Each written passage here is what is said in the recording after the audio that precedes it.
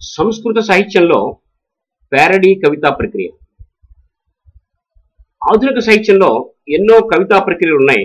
వాటిలో ప్యారడీ అనేది ఒకటి. వాస్తవానికి ఈ ప్యారడీ అనే పదం పరియోడ అనేటువంటి గ్రీకు భాషా పదం నుంచి ఏర్పడింది. ఇతరులు రచించినటువంటి ఒక పద్యాన్ని కానీ, గద్యాన్ని కానీ, లేక మాటను కానీ హాస్యరసాన్ని జోడిస్తూ చెప్పేటువంటి విధానాన్ని ప్యారడీ కవితా ప్రక్రియ అంటాం. Parody is a humorous imitation of a serious writing.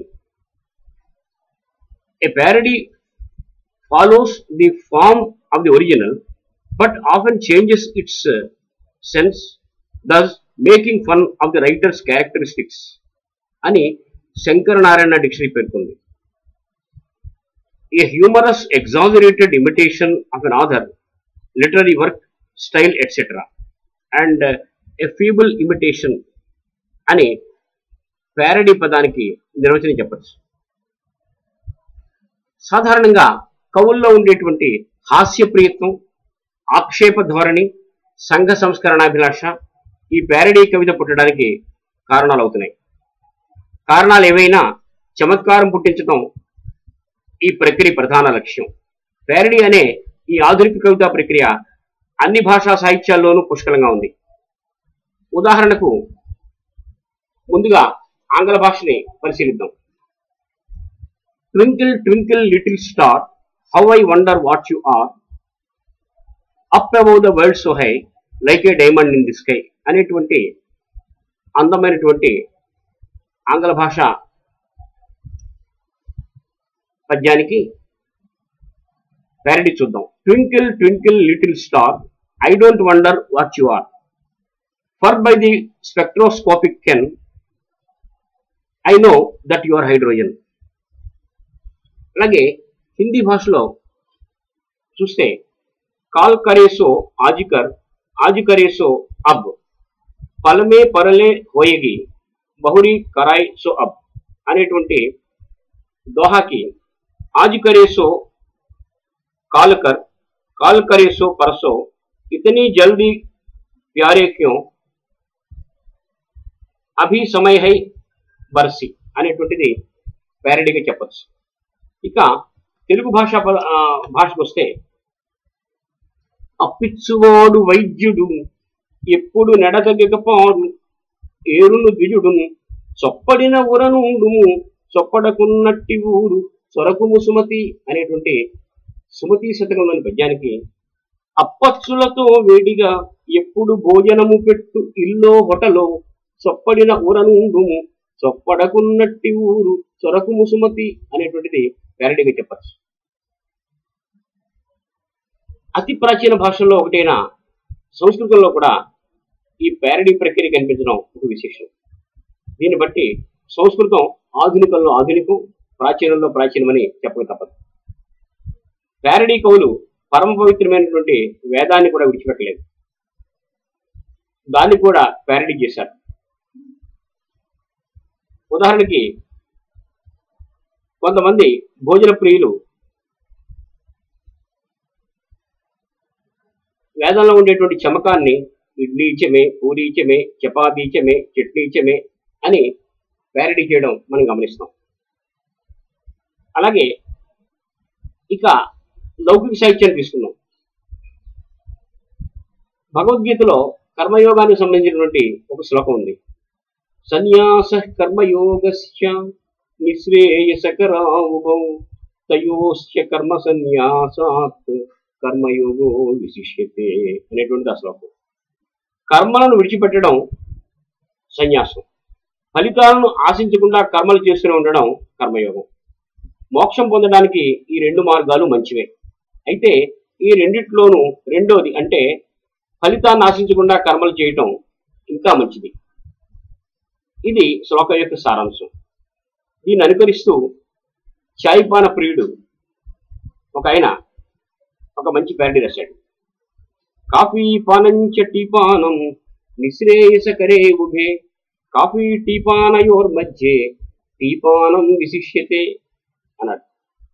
Coffee త్రాగడం టీ త్రాగడం రెండు ఆరోగ్యకరమైనవే, కానీ ఈ రెండింటిలో కాఫీ కన్నా టీ మరింత ఆరోగ్యకరం అంటాడు. కాఫీ మరియు టీ రెండు ఉత్తేజాన్ని కలగజేస్తాయి, అందులో ఎటువంటి సందేహం లేదు. కానీ టీ కంటే కాఫీలో కొంచెం ప్రమాదకరమైనటువంటి అంశాలు ఉంటాయంటాడు. దాన్ని వివరిస్తూ ఒక చిన్న కథ కూడా లేకపోలేదు. అమృతం కోసం దేవతలు రాక్షసులు సముద్రాన్ని చిలకడం మనకు తెలుసు. ముందుగా కాలకూట విషయం వచ్చింది, ఆ తర్వాత పీయూషం అంటే అమృతం వచ్చింది. కాలకూట విషయాన్ని రాక్షసులు గంటగట్టారు, పీయూషాన్ని దేవతలకు ఇచ్చారు. ఇక మనుషులకు చాలా కోపం వచ్చింది. బ్రహ్మదేవుడికి వెళ్ళారు, ఏమయ్యా దేవతలకు దక్కవలసింది దేవతలకు దక్కింది, రాక్షసులకు దక్కవలసింది రాక్షసులకు దక్కింది, మరి మాకేం ఇచ్చావని అడిగారు. అడిగేటప్పటికి బ్రహ్మగారికి నిజమే అనిపించింది, వీళ్ళకి ఏం ఇవ్వలేకపోయాం అనేటువంటి బాధతో కాలకూటంలో ఉండేటువంటి కాని, పీయూషంలో ఉండేటువంటి పి అనే 2 అక్షరాలు తీసుకుని కాఫీని తయారు చేసి ఆ కాఫీని ఈ మానవ లోకానికి అందజేసేట. ఈ విషయాన్ని ఒక ఆయన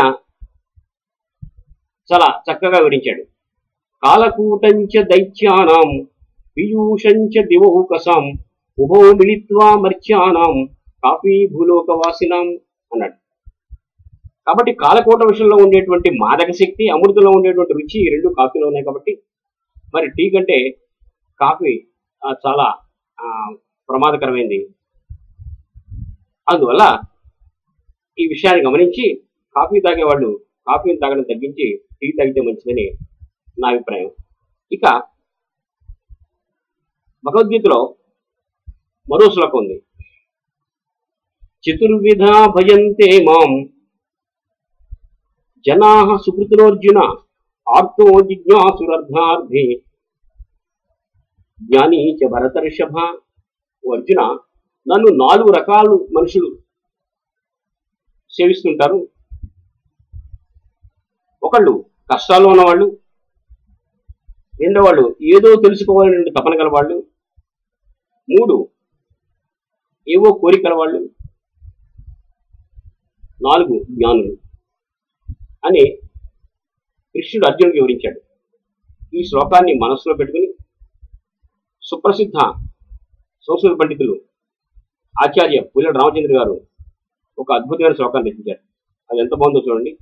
చతుర్విధ భజంతే మాం జనాః సుచతురః ప్రభుం కవయః కార్యకర్తారః కాంతాః కార్య అక్షమాశ్చే.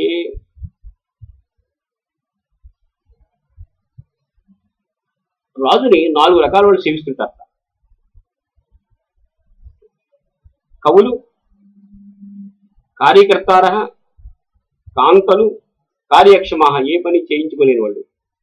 ఈ విధంగా ఈ శ్లోకానికి ఇది ప్యారడీ మనకు కనిపిస్తుంది. ఇక రామాయణంలోకి వద్దాం. రామాయణంలో సీతావియోగంతో రాముడు బాధపడుతూ అరణ్యంలో సంచరిస్తున్నాడు. కొంతమంది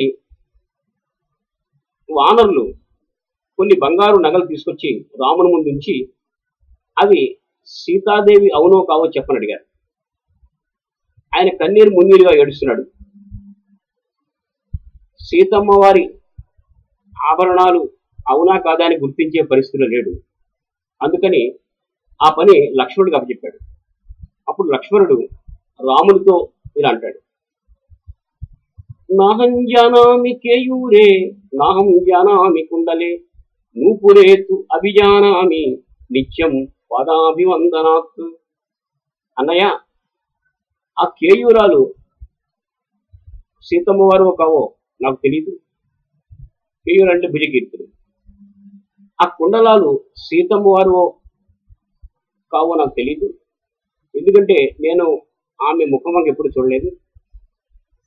ఆమె పెట్టుకున్న అందెలు ఆవిడ అని చెప్పగలను. ఎందువల్లంటే నేను ఆమెకి ఎప్పుడు నిత్యం పాదాభివందనం చేస్తుంటా కాబట్టి అన్నాడు.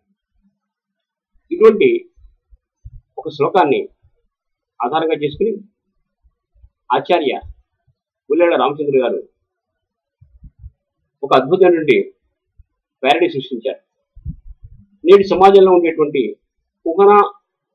ఉపాధ్యాయులు ఎలా ఉంటారో వారి యొక్క స్వరూప స్వభావాల్ని చక్కగా వివరిస్తూ ఒక ప్యారడీ శ్లోకాన్ని రచించారు.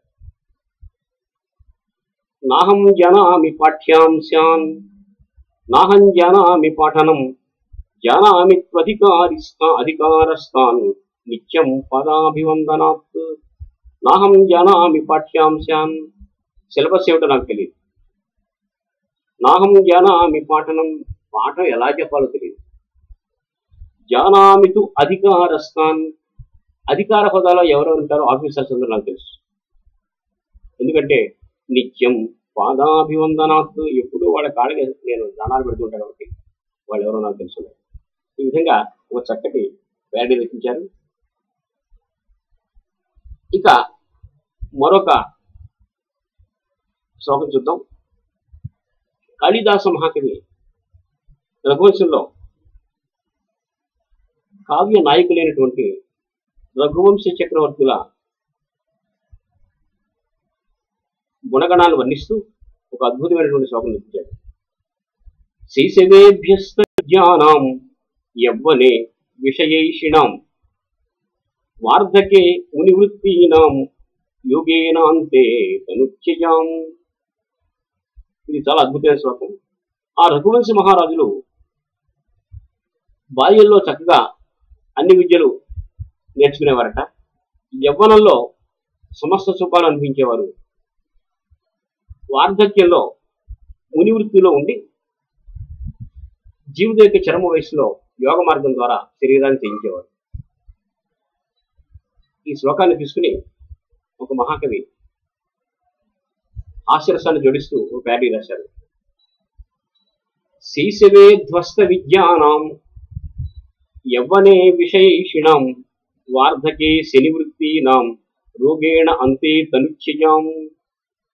ఈనాటి సమాజంలో ఉండేటువంటి కొంతమంది శైశవే ధ్వస్త విద్యానాం,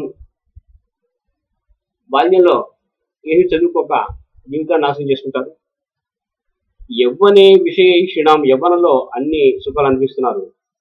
వార్ధకే శనివృత్తీనాం, వార్ధక్యంలో శనిగాళ్లగా వాళ్ళని వీళ్ళని నశపెడుతుంటారు.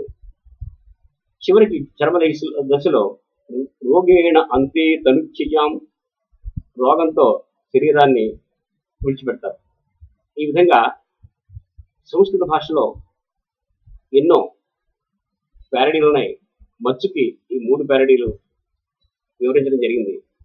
కాబట్టి సంస్కృత సాహిత్యం ప్యారడీ ప్రక్రియలో కూడా తక్కువ కాదు, పుష్కలంగా ఎన్నో ప్యారడీలు ఉన్నాయని చెబుతూ సెలవు.